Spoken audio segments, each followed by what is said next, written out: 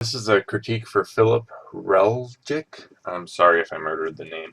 Um, so you have a decent drawing going on. The issue that I see right off the bat is that you don't have the characters separated enough. Um, so like I get you're showing me this big bulky character, and then you're showing me this, smaller samurai character, which is cool. But the problem is um, the characters are blending in, so that when I first looked at it, I thought they were it was one character. I thought it was just, first glance I saw one character, and so that is the first thing that I noticed right off the bat. Um, so that being said, what I would tell you to do is I would actually tell you to go here, and I would separate these two. Um, I think the drawings themselves are decent. Um, and what I would say right off the bat is one, um, the only thing I would say as far as his drawing goes is to, and I'm just going to really quickly rough this out here because um,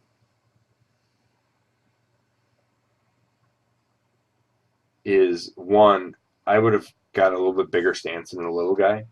He feels almost like the sword is kind of overweighing him, and I'll show you that in a second. But so let's just there we go. Okay, so first I would do is I would actually change your hue and saturation. I would make him a little bit more saturated, and then the guy in the background, I would also just turn them a little bit brighter. Let's see here. Nope, that's a little bit too much. So I would almost make him a little bit more saturated. And then the guy in the background, I would also desaturate a little bit more. Um, and possibly a little bit lighter.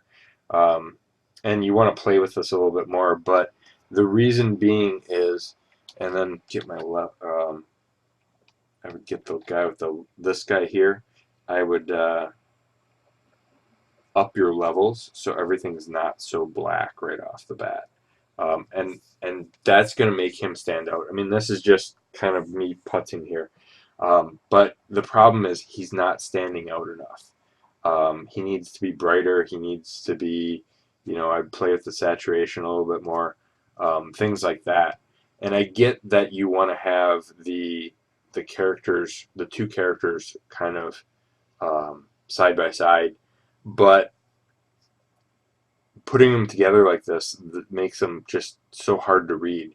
Whereas if one is a little bit more saturated, that's the guy I'm looking at.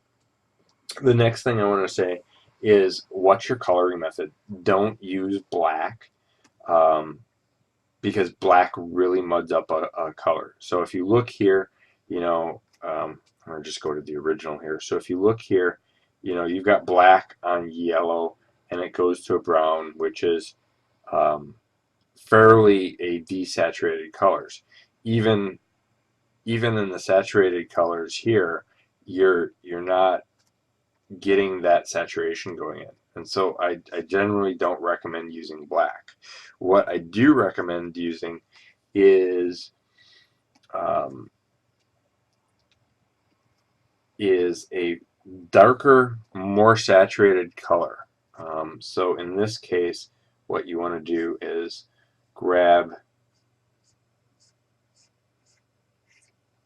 I'm just kind of really quickly going to overlay some of the colors here. But you see the saturated color is going to give you, it's still going to be dark, but it's going to give you a much more interesting tonal value, especially if, like in your blacks here, your solid blacks, you add some of that color in there,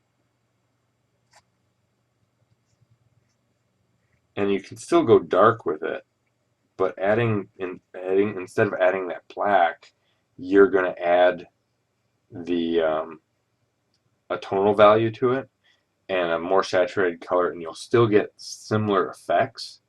It's just you're going to get a better color palette, um, like so. So that's something that I would just definitely pay attention to. Um,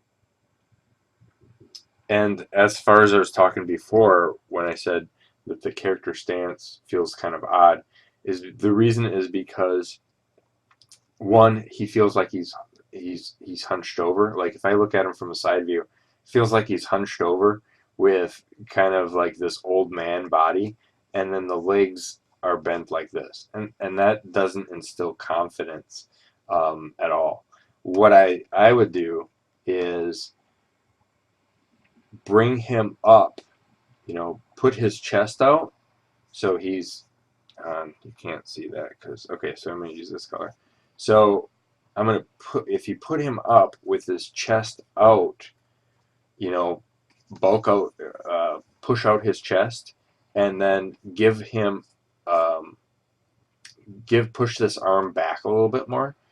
It's a better silhouette. And then if you spread out the legs, so this leg is fine, bring this leg out here, I think it looks a little bit more actionable.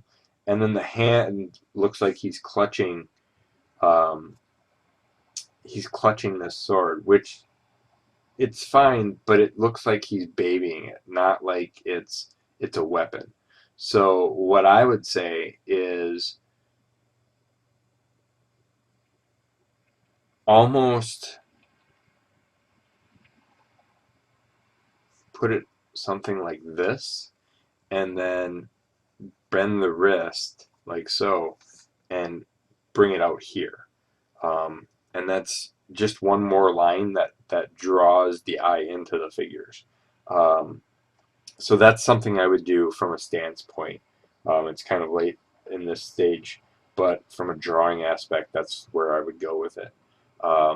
So I would say right off the bat, uh, use more saturated colors in the foreground to really push the aspect of foreground and background, and then also um, don't use the saturated colors or the blacks that you're using, and then the stance needs to change a little bit in my opinion. um, the other thing is just a really quick thing. Here's the shadow. You've got the shadow going on, and I'm going to show you something real quick. So if you've got a solid shadow like this, um, you've got your light source really conflicting. So what I mean by that is right now you've got a long shadow for this guy and then a short shadow for the big guy. So what you want to do is, and this is something I would say, especially in a lighted background, and you're so familiar with the gradient tones, select your idea. So I'm just going to, okay, so this is my shadow, and then this is what I would do is something like this. Okay, so this is my shadow here, like so. Just take a gradient, um, like this, and that's